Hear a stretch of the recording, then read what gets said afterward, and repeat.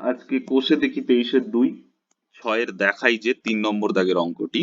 এখানে বলেছে 2tan30 - tan²30 = √3। এটা আমাদের প্রুভ করতে হবে।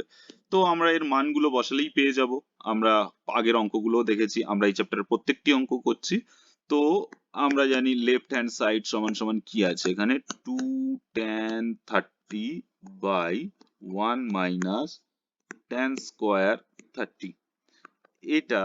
এটার মানগুলো বসিয়ে নেবো। 2 × tan30 মান কত আমরা জানি 1/√3 বাই 1 - tan30 হচ্ছে 1/√3, আমরা আগেই বললাম, তো 1/√3²। তো এটা সমান সমান কি হয়ে গেল, উপরটাতে কি পড়ে রইলো, 2/√3 ইন্টু এই জিনিসটার এটাকে আমরা প্রথমেই ক্যালকুলেশনটা করে নিই, তাহলে সুবিধা হবে। এখানে এটা কেটে দিলাম।